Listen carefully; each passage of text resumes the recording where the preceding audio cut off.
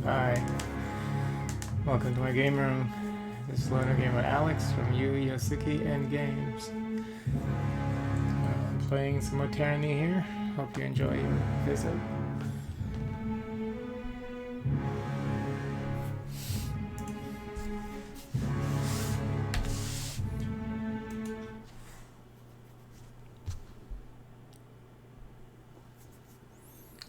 Trying to recall what I was doing in the last session. Oh, we're trying to go avenge the lesbian. Yeah, that's the next task here. The spouse of this lesbian was killed during the raid, so we're gonna avenge her death. I think it was at the Twin Rivers, right?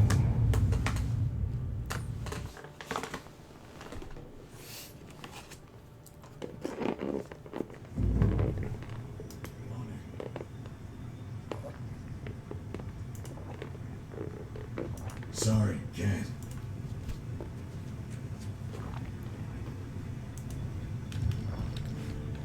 So where is Sandro?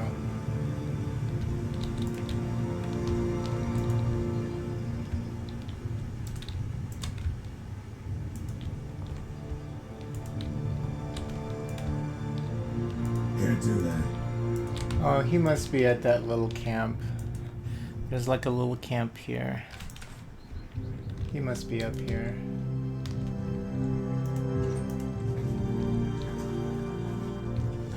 Yep, I knew it. It is so hot up here. Let me just turn off the central, or turn it down because it's just too hot. I don't know how people can live in this artificial heat.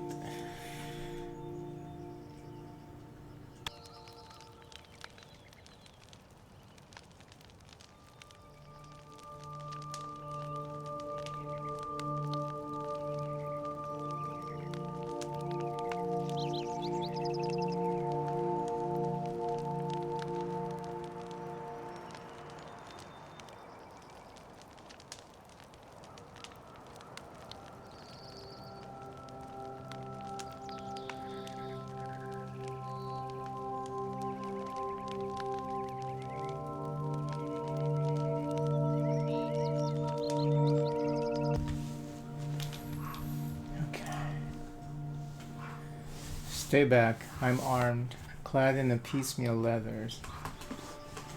The sweaty man sizes you up, relaxing slightly as he reads your features. Leave me be, please. I'm sick and wish to be left alone. I don't wish to speak to anyone right now. You seem nervous, not ill. Indeed I am. I can't stomach it anymore. I thought I'd get used to seeing people die, but the Brotherhood and their raids, there's just no end in sight. He kicks at the soil, his hands idly playing with his necklace as his feet shuffle anxiously. I just want to be away from the folk of the crossing right now. You're somewhat oddly dressed for a Bronze Brotherhood mercenary. He looks down at what he's wearing. Oh, I'm not actually a Brotherhood soldier. He stops for a moment, gauging your reaction. It was the only way I could see to get out of Lithian's crossing alive. Dea was trying to find me. I thought it best to disguise myself as a Brotherhood sellsword and followed him. I followed a dead brother and donned some of his armor. I didn't really have time to figure out how to put it all on, but it worked well enough to get me here. I know you killed Dea's wife. What? You must be joking. I would never. His mouth moves, but no words form as he steps back a pace. It's a lie. His eyes dart about the many directions he could run.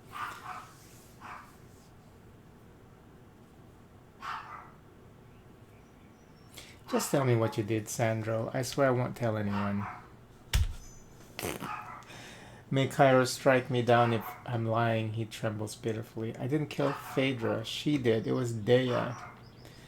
They said you were with the Brotherhood and you killed Phaedra. She said what? Sandro's face blanches. His eyes widen in surprise. The Brotherhood? Absolutely not. Do I look like I could even lift an axe without hurting myself? He reaches for his head, fingers digging into his hair. I saw Dea kill Phaedra. She killed her own wife and blamed. His head slumps. That motherless trollop is trying to frame me. Why would Dea kill her own wife? She found new pussy, that's why. How should I know? Dea was never very happy with her, and she wasn't happy that Phaedra and I were friends. Phaedra never should have married her. I told Phaedra it was a bad idea, but she wouldn't listen, and now she's dead.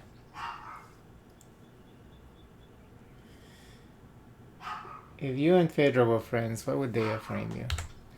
He takes a long, deep breath. Because I told Phaedra not to marry Dea, and she has always hated me for that. Phaedra and I have been friends since childhood. We promised to always be honest to each other, even when it hurts. When Phaedra left to live in the bastard city, I stayed in Lethian's Crossing to keep an eye on things for her. Then Phaedra told me she'd fallen in love. I was initially happy for her, but when she brought Dea back to Lithian's Crossing to meet me, I could see right away that Dea wasn't interested in Phaedra, aside from what Phaedra could offer her. If you're lying by omission, I'll personally toss you into the dungeons of the bastard city.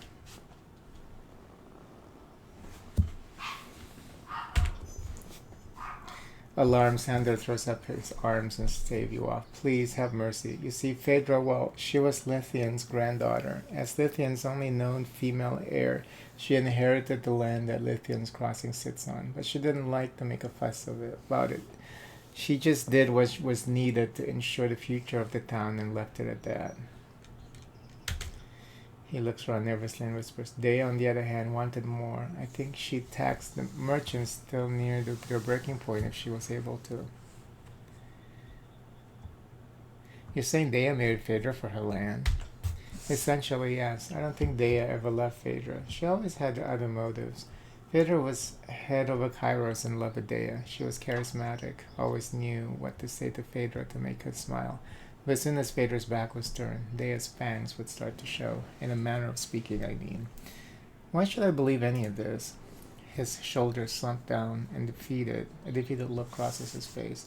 I don't have any proof. All I can do is trust that, as a fate binder, you know what I'm saying is true. Why are you wearing Phaedra's necklace? This? He touches a simple turquoise medallion around his neck. It's mine. Phaedra bought it for me in Arden 10 years ago. Sandro looks about. Did Dea tell you this was Phaedra's necklace? That's absurd. The necklace is a symbol of the friendship Phaedra and I had. It seems Dea and I need to talk. Speak with your blade, not with your words. Sandro scowls, making a slashing motion with his hands. Thank you for hearing me out. Should never been the friendliest person. But I didn't think Dea would do something like this. I want the necklace though to trick her. Oh. How come I can't get... Okay, Suki, what's going on? Don't... That's my drink. Come on. Lord...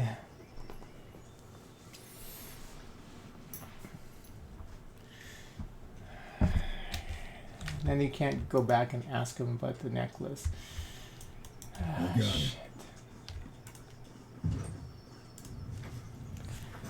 See, that's the one thing I don't like about this game is sometimes, if you think if saying something is going to result in your inability to select a different option, they should make it very obvious, but it's kind of annoying. Sometimes you pick something else because you're trying to get more information, and then... Because you would think just asking for the necklace would be like an open... it's not a timed...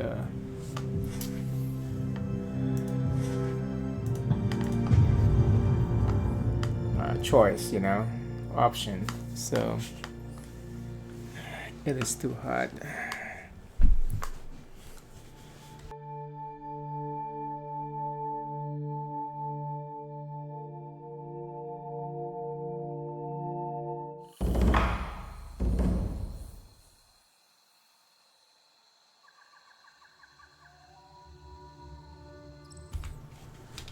It's up to me. I would never turn on the heater during winter time.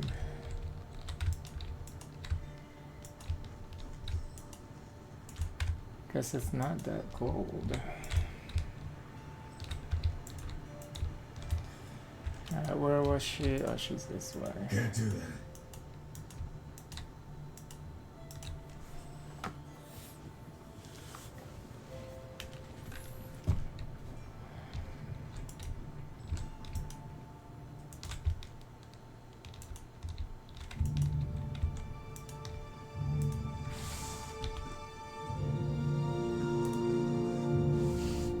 Have you settled my blood debt? Dea's voice trembled, her body weary from sobbing.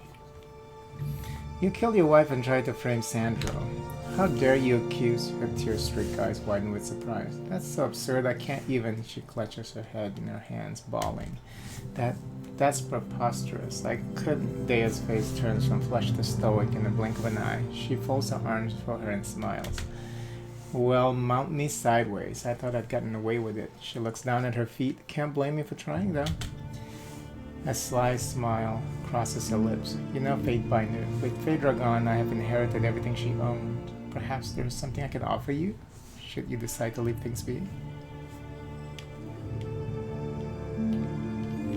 First, I have a few questions. Really, what else could you want to know? Why hail a Fate Binder when you were the one who murdered your own wife? I thought that would have been obvious. I was the one who flagged you down. You'd be less likely to suspect I was the one who killed her. I was hoping you'd just take my word for it and kill Sandro for me. But apparently, he didn't have a mind to keep his mouth shut. Why did you kill Phaedra?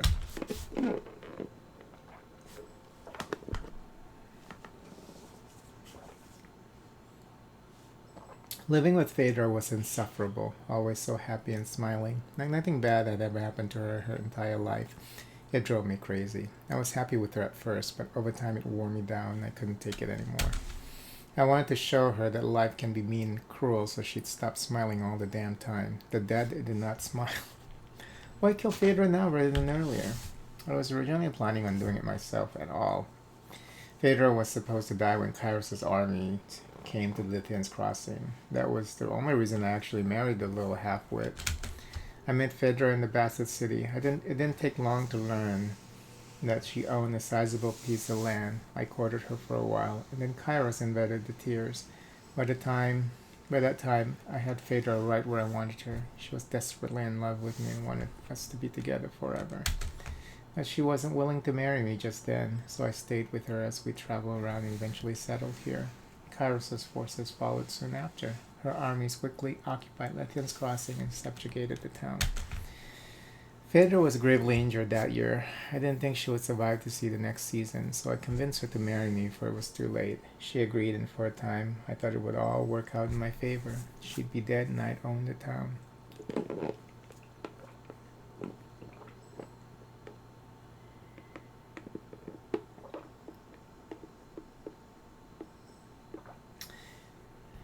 Wait, how do you know Kairos is a woman? I don't, but I'd like to think she is. Between her power and my huge tracts of land, we'd make a great couple, don't you think? She smiles coyly. But obviously she recovered. Thanks to Sandro, he wouldn't leave Phaedra alone.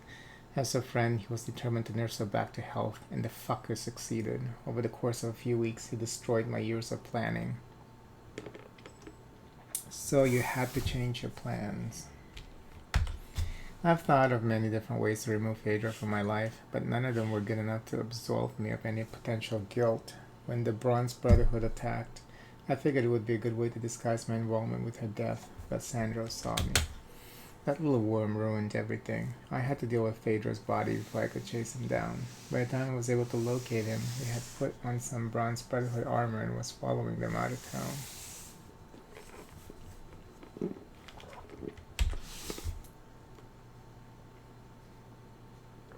Let me ask you something else. Sandra told me a rather interesting and different version of events. She scoffs at you. You're a persistent one, aren't you? Fine, as you probably now know, Phaedra was the granddaughter of Lithian, which means she essentially owned Lithian's Crossing. Every month she would collect from the merchants and use the rings to maintain market areas for their use. She only ever collected enough to cover the needs of the marketplace. She never considered that we could use those rings too. I told her raise her rates, that the merchants could afford it, but she refused. Those filthy merchants all live better than I did.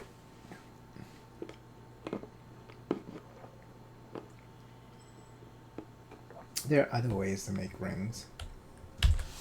You only say that because you're a fate binder. People practically throw rings at you to solve their problems. She tips her chin defiantly into the air. Now that I own this town, I can charge whatever I want. I can finally have the life I deserve. The only thing still in my way is that worm Sandro.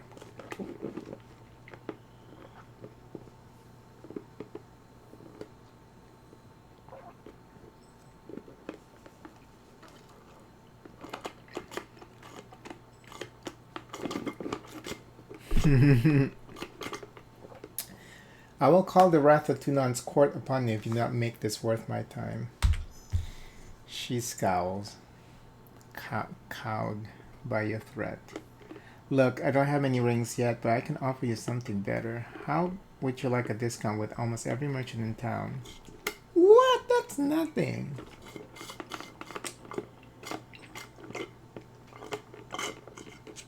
The forge bound and that Harsh and Pratt don't take well to intimidation, but the others I can persuade. I'm not interested. That's unfortunate. She slides her hand up to her ear, pulling from her hair a long slender pin. Brandishing the makeshift weapon, she throws herself at you. Oh, bitch. You're gonna die quick.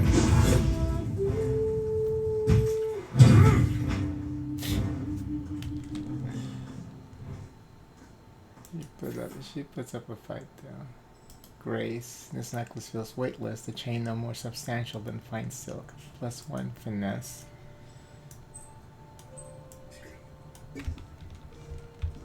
Dang.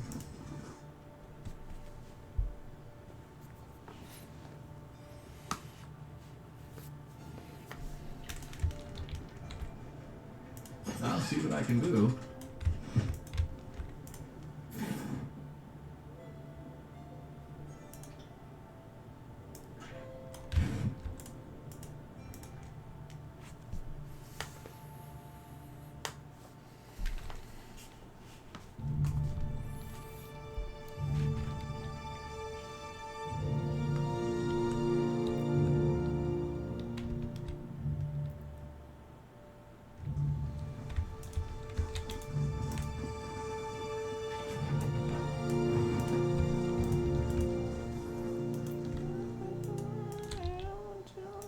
Now that she's dead, who's gonna own Lithium's Crossing?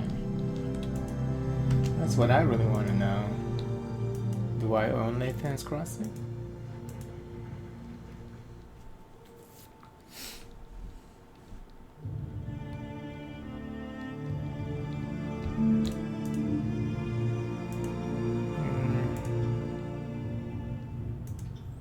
No, he doesn't have any say.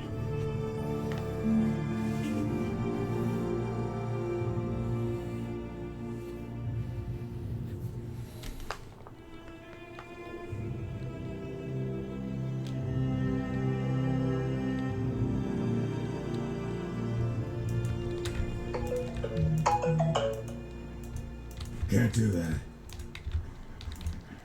Discounts from the merchants. I mean, that's some bullshit. Gotta be better than that. You gotta give me artifacts or something, you know. She was stupid. Stupid. She was stupid.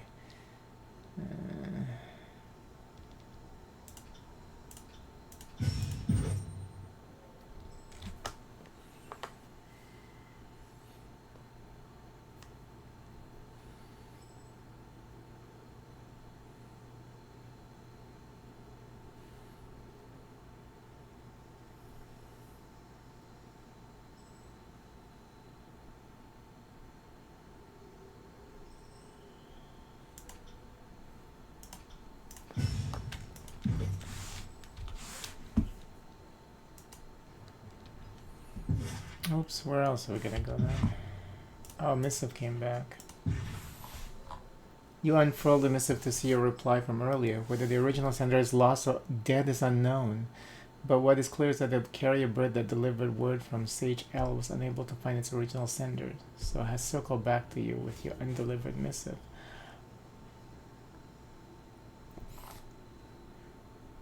Is he still there, though?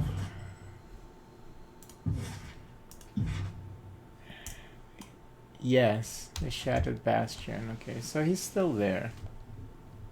Crouching the southern mountain at the bastard tier, these ruins that remain of a fortified estate that ended up perfectly positioned to serve as a second line of defense for the tiers if Fort Threshold fell.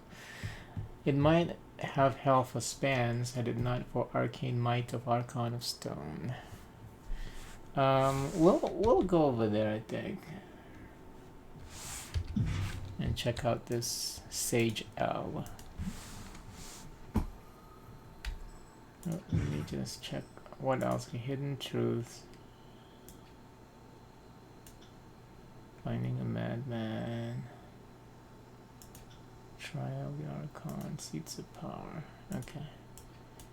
So we're supposed to go back to Narat, but before we do that, let's check this out.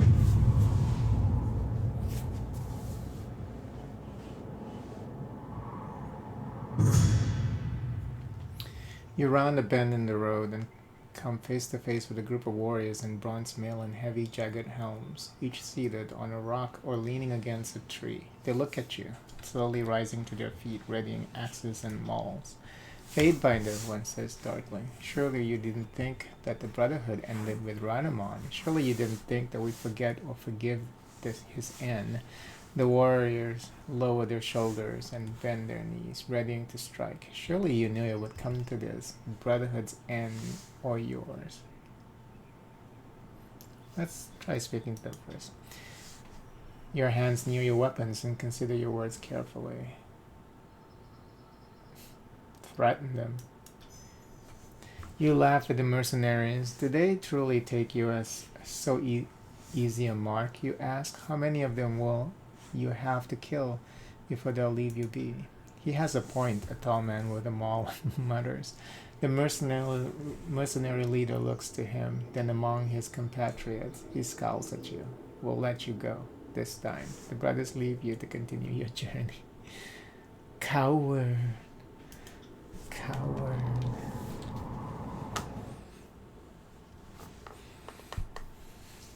Such cowards. Cowards.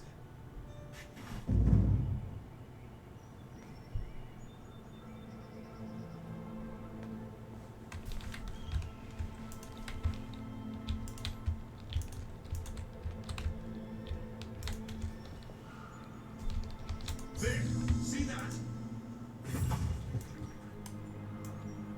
Oh, all the gems.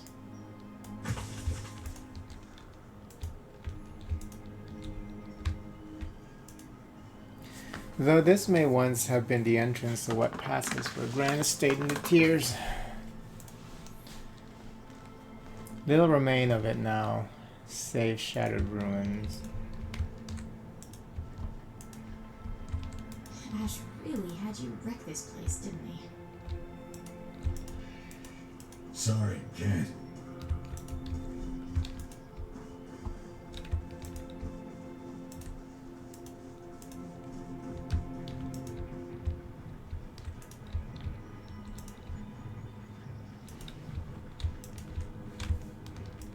Ooh. Bunch of people over here.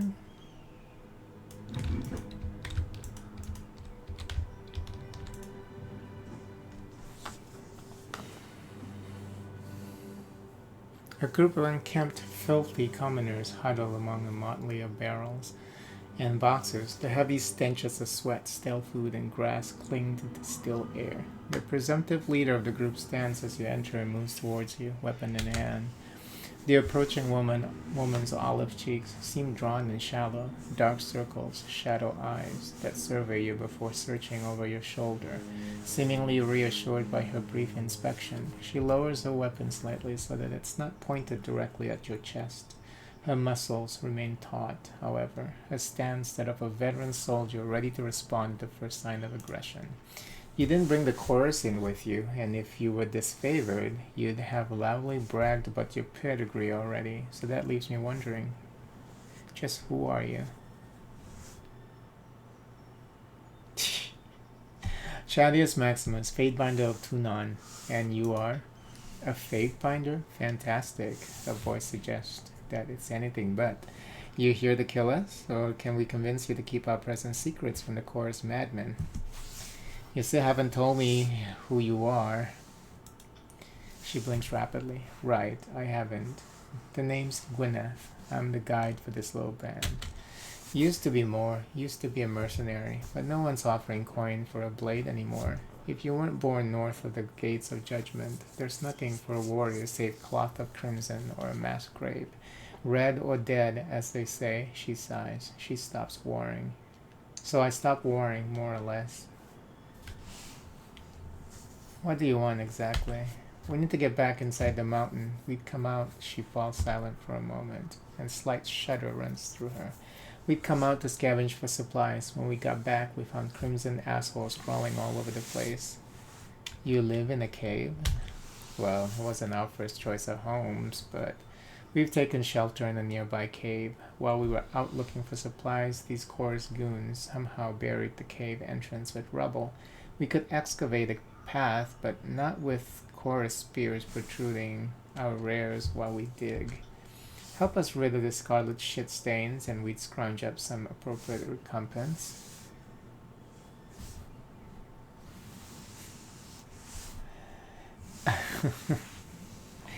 But we're working with the chorus. Will you help me with the chorus?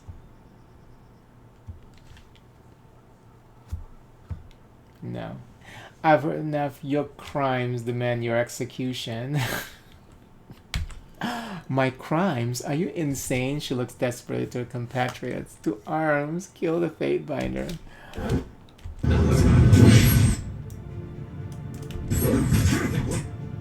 Bad at making friends.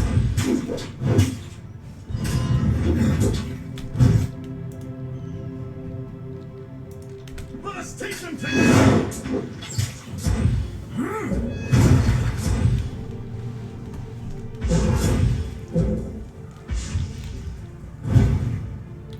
Dang, there were no match. Absolutely no match. Shit. They got fucked.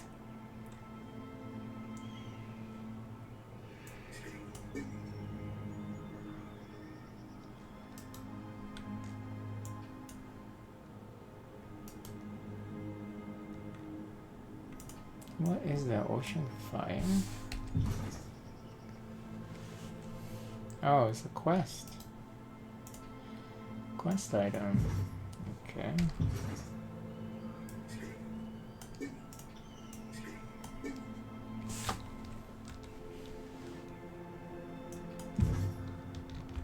I've got it.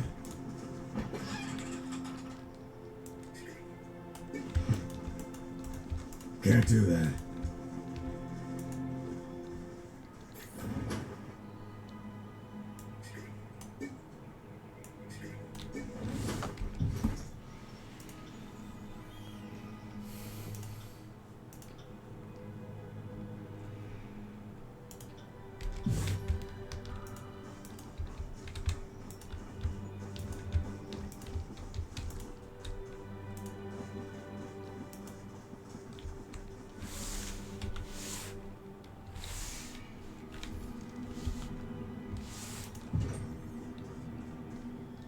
You see a very old broken section of the wall. There's a rope hanging down that was recently being used to scale it. Secure enough to hold your weight. Okay.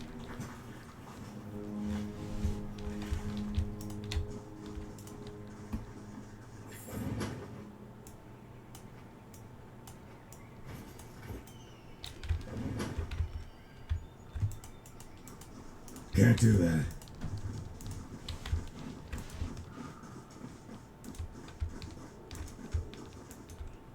Oh shit.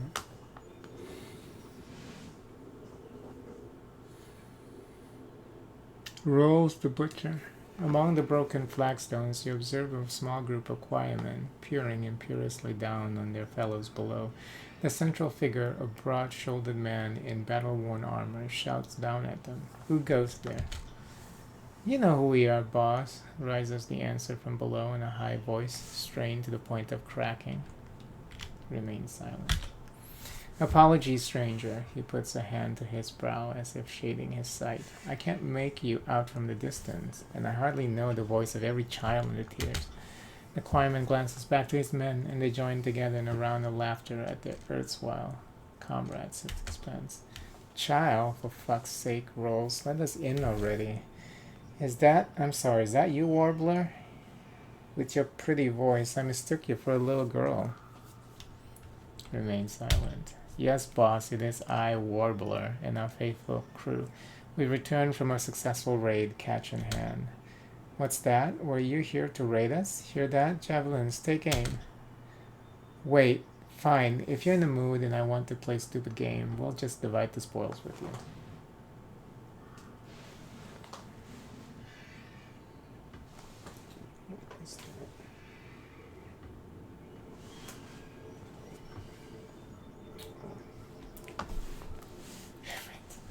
Oh, Warbler, we were just having so much fun with you. Why did you have to make things so serious? There are a few things we never joke about in this gang, like sharing. Are you shitting me? What's that you say? You want me to shit on you? That doesn't seem very clean, Warbler. But if that's what you want, another round of laughter from other chorusmen. Need you seek further evidence of the curse's culpability for the problems that Vendrian's veil, Fatebinder? Keep listening to the argument. Everyone down here thinks this is really funny, boss. We'd really like to sit by the fire and have a decent meal. I don't think you're getting in here, Warbler. Or were you planning on taking the fort from us? Keep listening. What? Don't put words in my mouth, you shallow sack of cock cheese. I can talk to you however I desire, and if you can't take it, you aren't tough enough to run with our gang. In fact, I think we're overdue for a display of your worth. Test of our worth? We just spent 4 days sacking the countryside for you. Now let us in already. I don't recall ordering a raid. No doubt you've been recruiting our own gang and here to defy me while your mutiny ends here. Mutiny? I've been loyal. My crew's been loyal. How dare you? One of the chorusmen at Roll's side notices you, then slaps the brawny man on the shoulder. He spins, craggy face twisted in annoyance. He sucks a breath through his teeth when he sees you. What? Where the fuck did you? He blinks. Oh shit, the Fatebinder. His hands move towards his weapon. What in the name of Kai? She swallows. I mean, what are you doing here?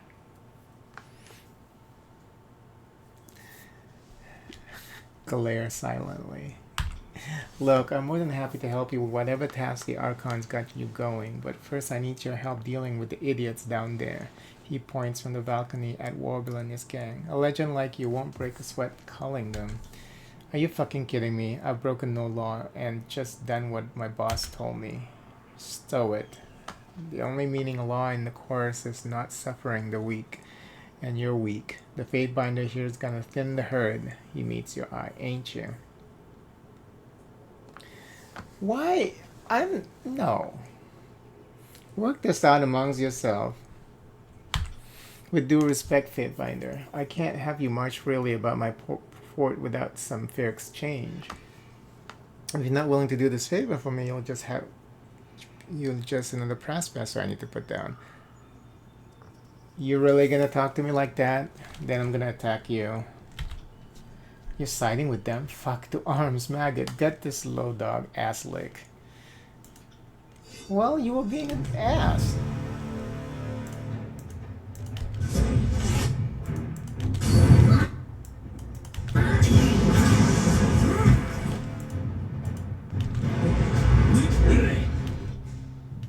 It's not my fault. Let us take them together!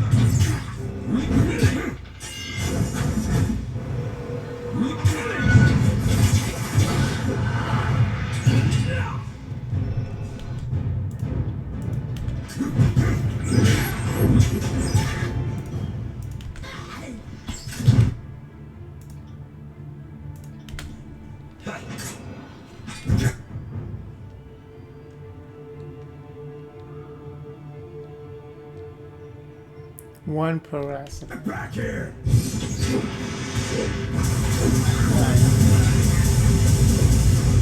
Dang, that's pretty good.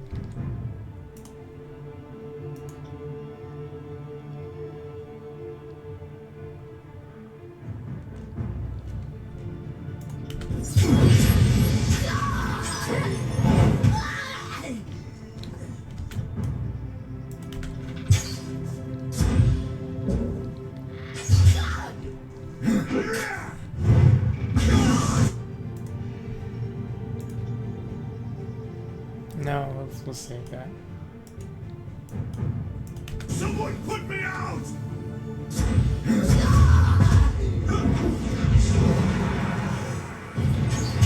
This weapon is entirely worthless. Barrack is still burning, it's funny.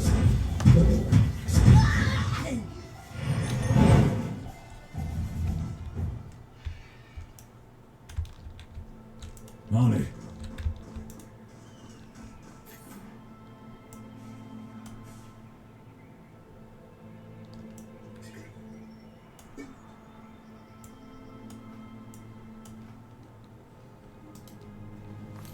Smells of leather oil waft from this broken vial.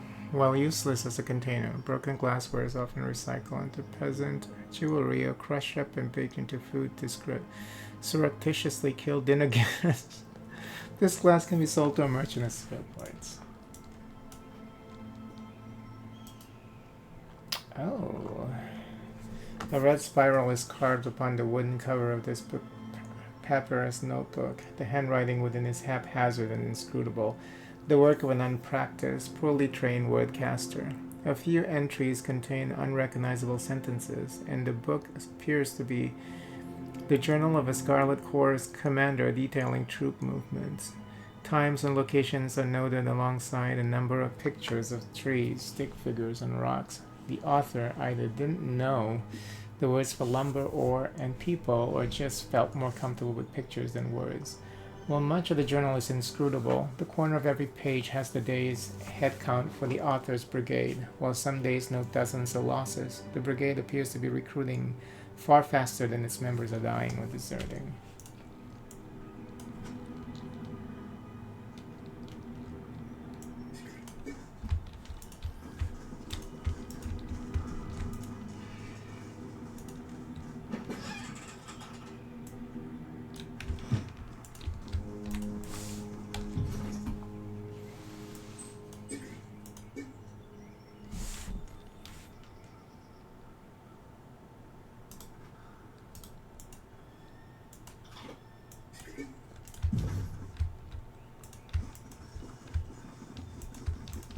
Hyrax. The tightly bound disfavored soldier's eye follow your movement closely. He clears his throat as you approach.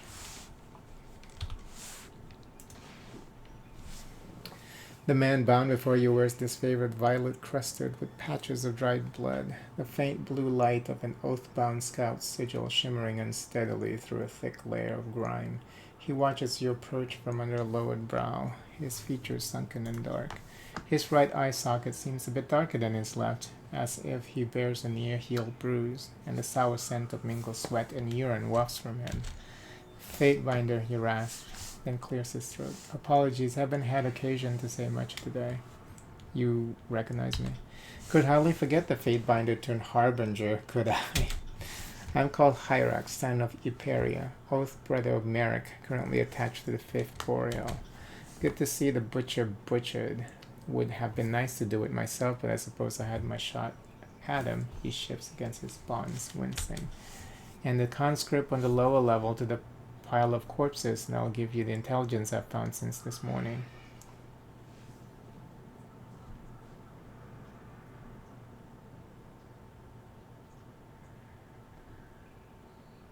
I'm surprised Rolls left you alive. You strike me as a liability. He strikes you as a smart man. He snorts. I assume I'm the better friend if you're willing to make a deal.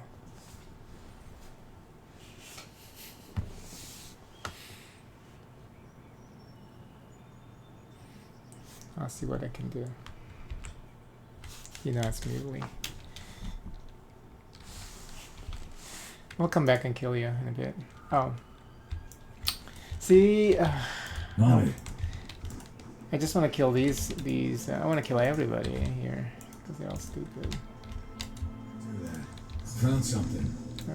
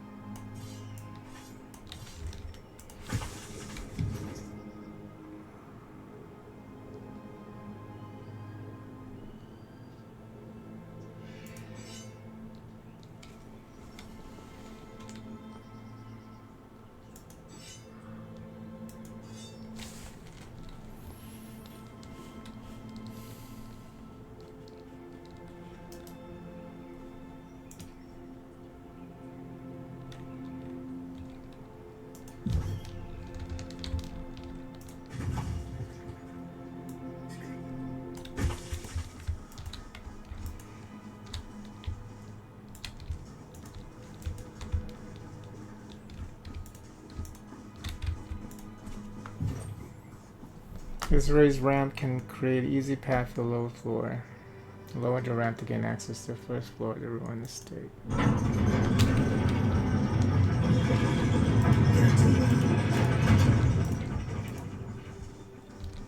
Can't do that.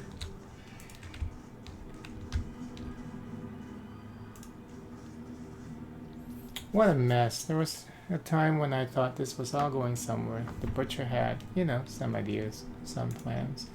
At least there's the Oathbound. The Archon will appreciate that gift. Might even promote me, or at least not ram a spear up my backside. Sorry, Warbler, you're not leaving this place. Oh, come on, really? All around you blades slide from sheets.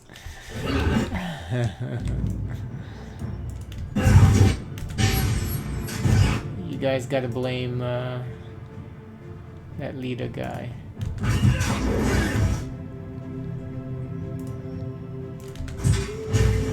Take it harder than that.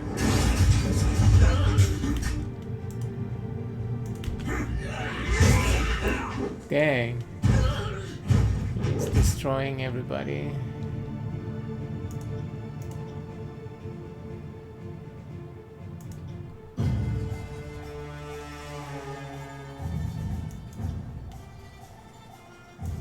On my command.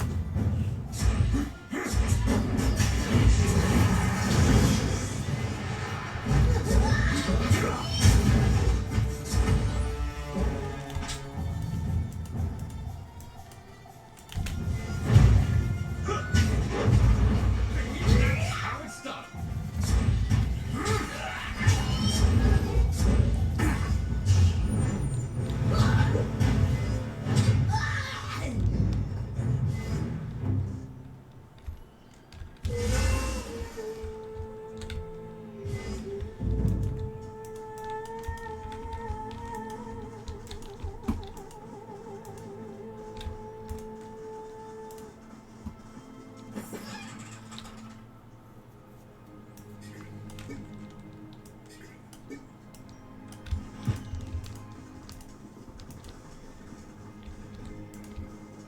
Can't do that.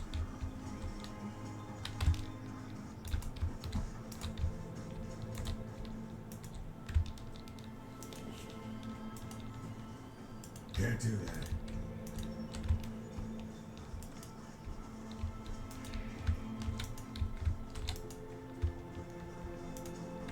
And it's time to kill him.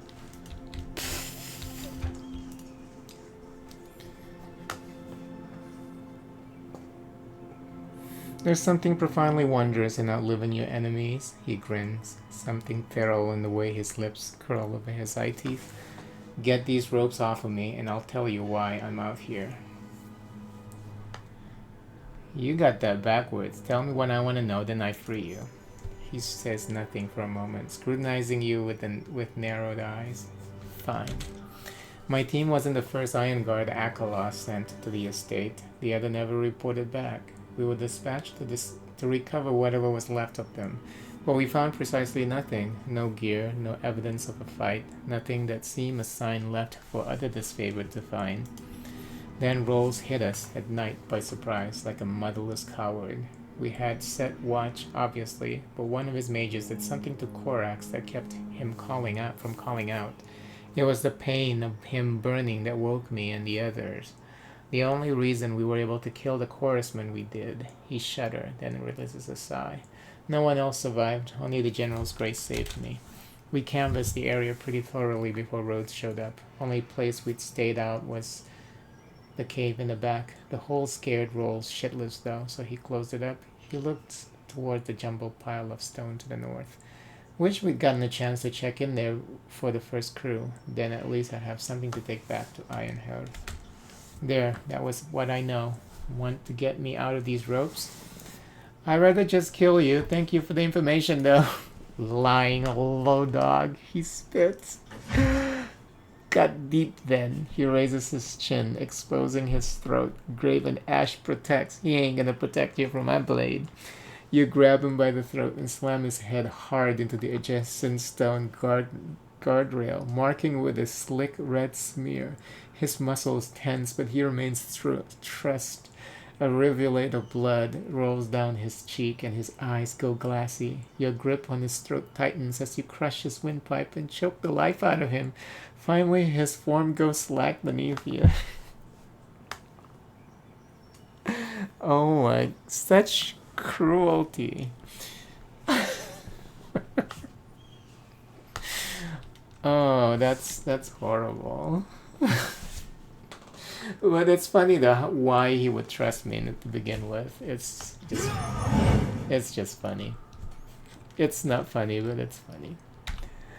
All right.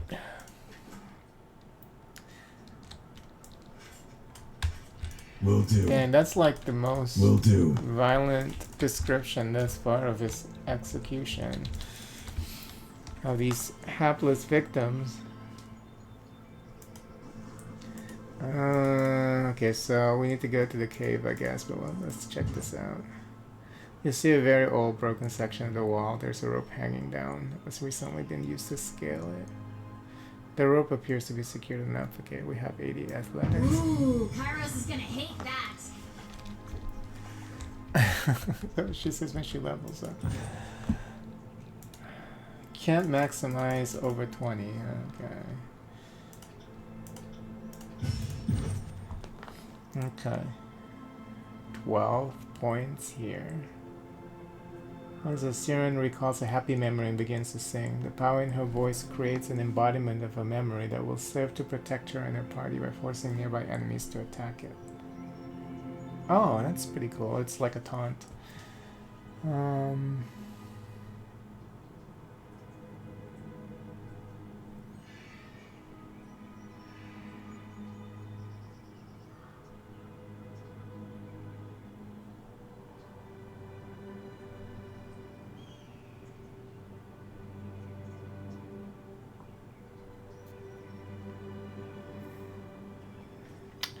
What is this retaining breath thing? I don't understand.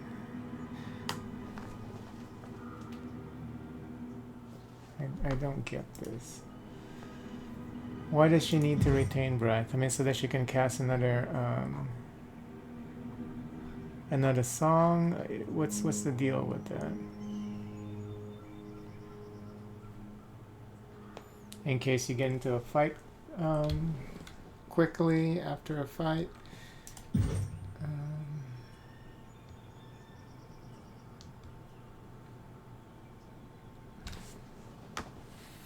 I know this increases the length of a song.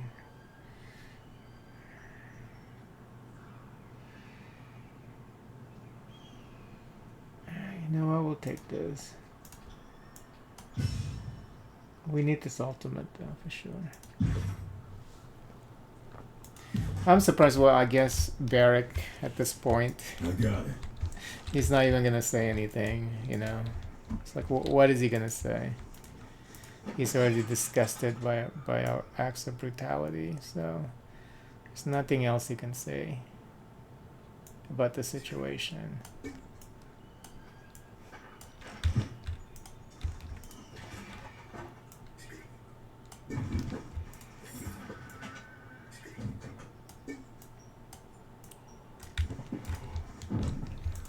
That's it.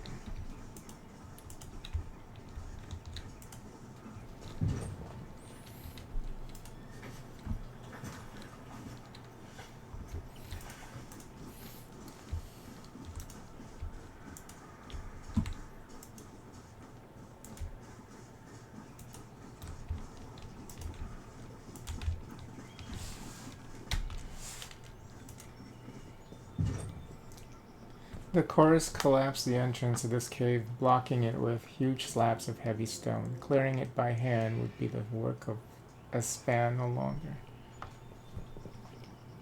He exposed the jar of ocean fire to the air, igniting its ignition process. Oh, is that the one that we picked up earlier? Oh, it's a quest item, right? Wasn't it? Yeah, ocean fire, okay.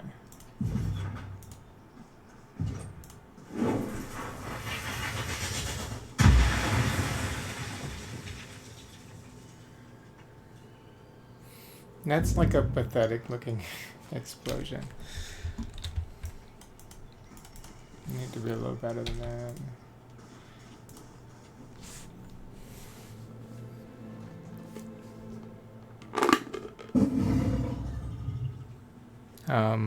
Okay. There's a bear in here. Sounds like.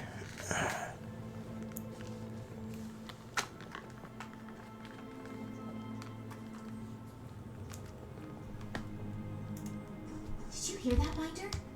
Sounds like a humming in the walls.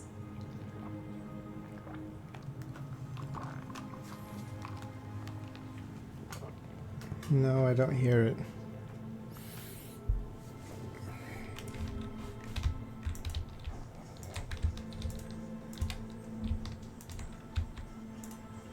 Luminescent mushrooms dot the cave-in's floor, emitting a disquieting glow without providing much in the way of illumination. The stone formation quietly hums, a slowly You modulating. hear this too, right? Siren lightly presses her palm into the stone. It feels like he left it for me.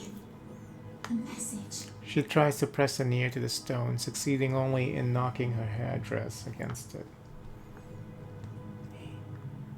He who? Cairn, obviously. You think this magic rock just made itself? A message. There's some meaning in the music, I think. She shakes her head. I don't understand it. Maybe there's more deeper in. Let's go. Siren pulls a crystal from the formation and slips it among her belongings. It slides free without effort. This tunes reminds you of the Archon of Song. Oh!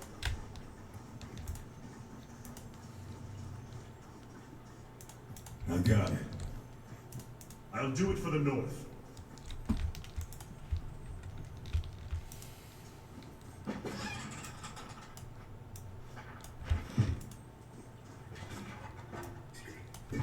Will do. Oh. The shadows shift before you in hulking masses of darkness. As they step closer, the pale luminescence of the cave fungi highlights blunt but bony features, lips curled back over yellow fangs and violent gums, and sinewy muscles tighten as the beast's clawed fingers spread open. Another human. That face. The largest of the figures steps forward, revealing herself as a heavily muscled beast woman covered in rust-colored fur. Her yellow gaze narrows intensely upon you.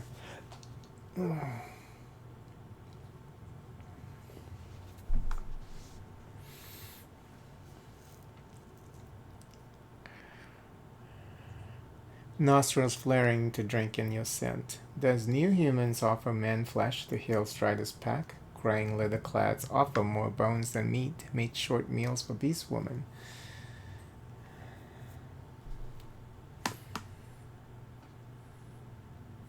You ate the people who came before?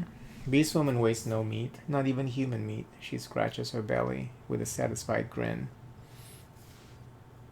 I open your cave for you. It seems to me that some gratitude is in order. Does human think moving stone should make Hillstrider act with rutting desire? She chuffs, heavy dugs bobbing with her laughter.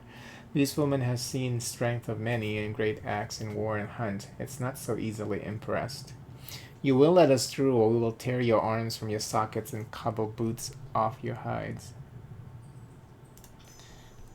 She takes a step back, then dips her head lower than her shoulders. Hillstrider knows gratitude. If human cleared pile stones, then Hillstrider supposes human may pass. Her pack mats taped to either side, opening a path. You know you can smell my nut smell, and it's strong. You can come, go harm no one. Because isn't that how it works with, we have a beast woman, teammate On it. at the base. All that talk about musk and smell and manly scent. You know, she wanted to fucking eat the fate binder at the same time or something. If I recall the conversation correctly. And then we're gonna stop here though. I got stuff that I have to take care of. There are people here. Okay. Alright, well, thank you so much for watching. Please consider subscribing to the channel and give the video a like. Till next time. Bye.